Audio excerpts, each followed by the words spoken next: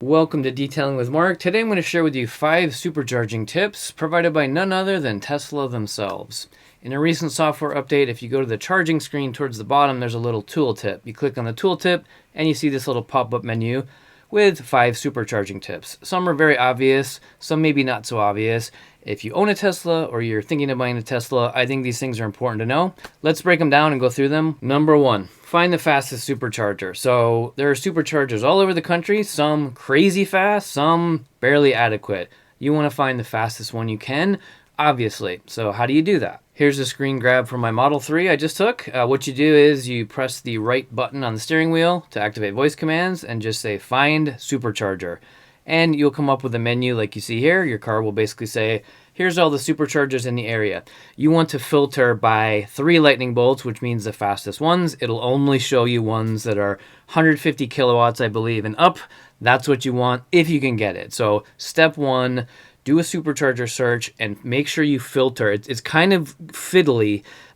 You gotta kind of uncheck bolts 1 and 2 to make it focus on bolts, the 3 bolts, but it's pretty easy to figure out. So next step is obviously navigate to the supercharger. Type it in or just hold the right steering wheel button and say navigate to wherever you want to go, and bang, this will pop up. So your car will know where you want to go and what superchargers are on the way. It'll map you to what it thinks are the best ones for you to stop at. And here you can see it's got 3 for me in a row. And if you look really closely, you can see it'll tell you how long you'll have to sit there to charge to 80%. Could be 15 minutes, could be 20 minutes, could be 25, could be longer depending on if you get throttled. So Tesla does a great job about saying, here's the superchargers we think are optimal for your route, and here's how long you'll spend at each one. Secondly, when it knows you're going to be going on this journey, it will precondition your battery as you get closer to the charging stations.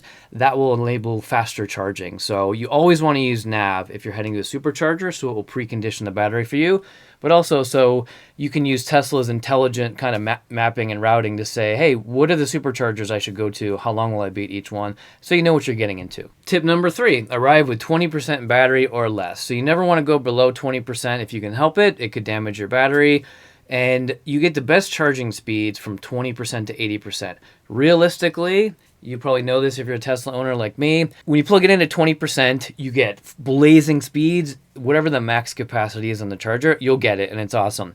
As you hit 40% charge of your battery, and then 50, it starts to slow down. 60, 70, slows down. It becomes very annoying to get to 80.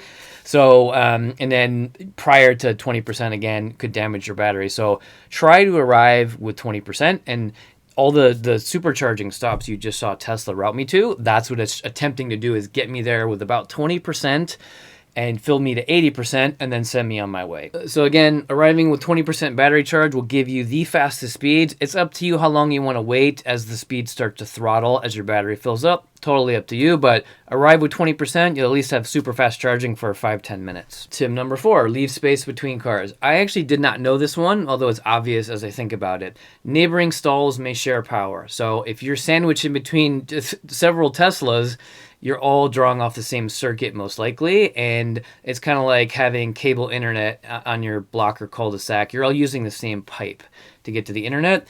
It's going to drag your speeds down individually. So if you can, don't park next to a car or, leave space between cars.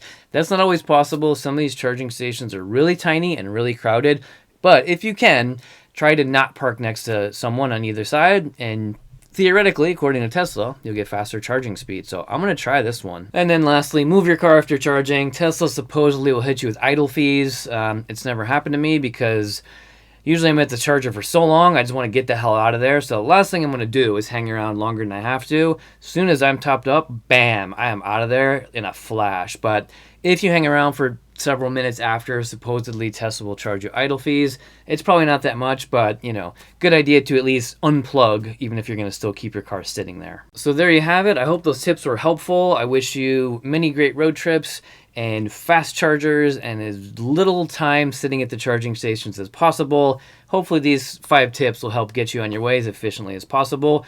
I know it's helped me, and that is worth its weight in gold on a Tesla road trip. So happy travels. Thanks for watching. If you enjoyed the video, I'd appreciate a like. Always love when people comment. And of course, subscribe if you don't want to miss any of my future content. Got lots more Tesla stuff and Tesla adventures coming, and I hope to see you there. Thanks again, and I'll see you in the next one.